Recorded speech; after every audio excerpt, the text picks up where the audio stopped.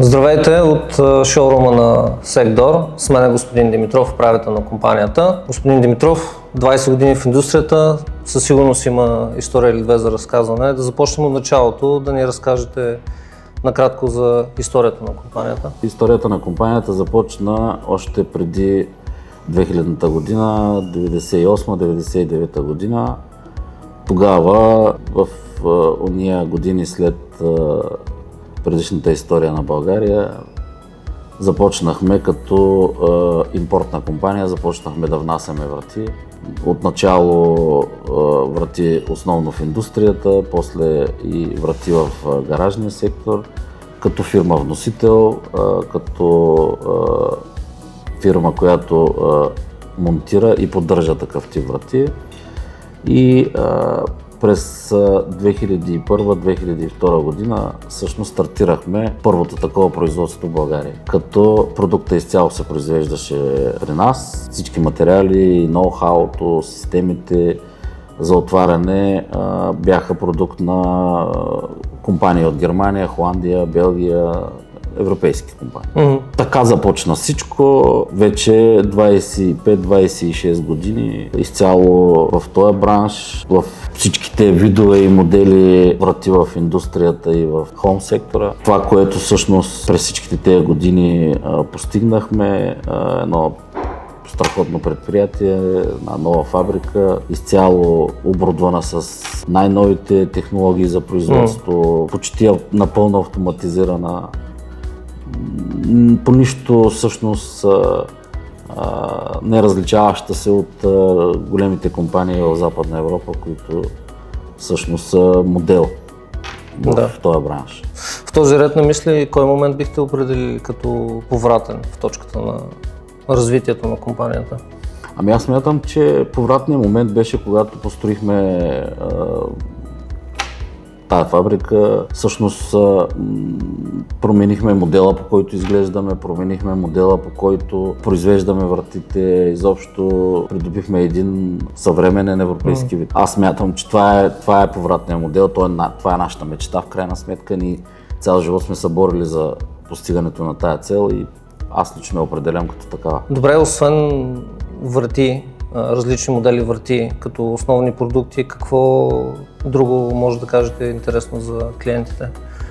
Това, което мога да кажа и това, което е интересно за нашите клиенти и за колегите, изобщо в бранша, е, че от тази година започнахме да произвеждаме прозорци. Направихме контракт с една компания, тя се казва Алипласт. Тя е част от един голям белгийски холдинг, от една голяма белгийска група, Коралес. Този контракт ни даде възможност ние да започнем да произвеждаме прозорци. Изключително бутикова компания, изключително много качествени системи, някои от тях съвсем нови за нашия пазар, много кастомизирани, с много високи коефициенти на топлопреминаване, почти равни на нула, много от тях подходящи за пасивни къщи, което също е много интересно за нашите клиенти. И това, което всъщност е най-важното, че ние на практика затворихме целият цикъл.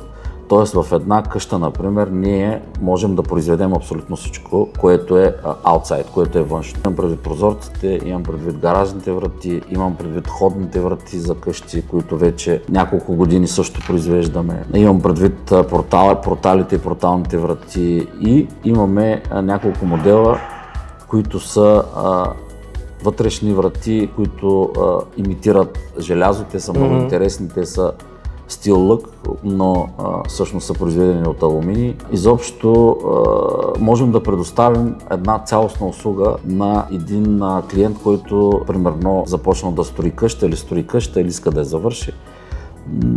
Тоест, той може да получи от нас абсолютно всички продукти. Говорихме си вчера с вас за начина, по който се строят някои от модерните къщи, че има изключително малко бетон и като цяло всичко е прозорци около тях, което решенията на тази компания предлага възможност всичко това да се направи като един пълен пакет. Новите дизайни, новата архитектура, както и в България, така и в Западна Европа, е почти изцяло стъкло и бетон.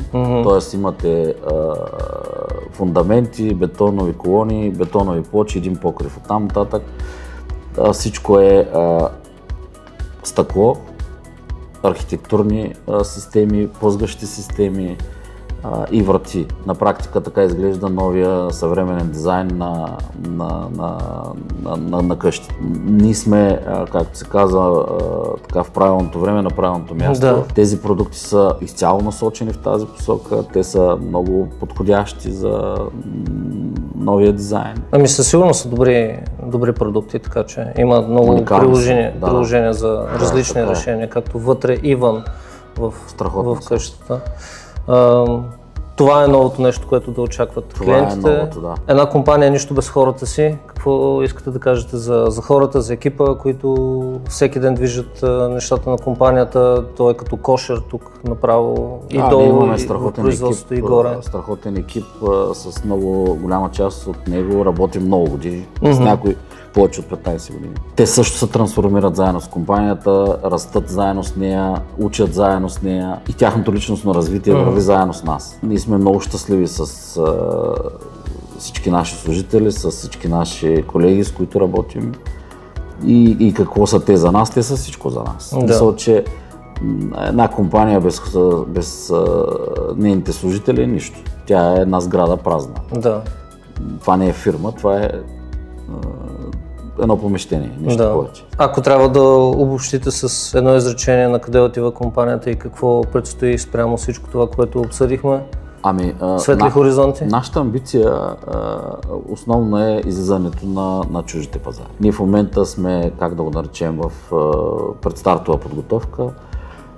Готвим се за първия шоурум, който ще открием, ще бъде в Холандия. Най-вероятно до края на септември, началото на октомври, това ще бъде факт. Там ще се опитаме да покрием пазарите в Западна Европа, Германия, Холандия и Белгия. Може би началото на следващата година ще направим едно изложение в Катар и в Дубай. Това са нашите цели. Всъщност компанията опитваме се да направим експортна. Благодаря ви за поделеното време, господин Димитров. Къде могат да ни последват нашите клиенти, къде могат да открият повече информация за нас? Първо информация могат да открият в нашия интернет сайт. След това аз би ги посъветвал, ако щете и архитектите, ако щете и хората, които възнамеряват да строят къщи или да ремонтират такива, да дойдат в шоурума ни в Пловдив. Тук има изложено абсолютно всичко. Ще го видят на живо, ще видят как работи, ще видят как изглежда. Нашите консултанти ще им дадат най-добрите решения. Защото вижте, в крайна сметка, аз винаги съм казвал, ние продаваме решения. Ние не продаваме алуминиеви профили или метални врати. Ние продаваме решения. Решението всъщност е най-важното. Ние, след като проведем първоначалните разговори с всеки един клиент, на практика, разбирайки от какво той има нужда, ние му даваме решение. И аз така уча и нашите търговци и нашите колеги. На практика клиента трябва да получи решение.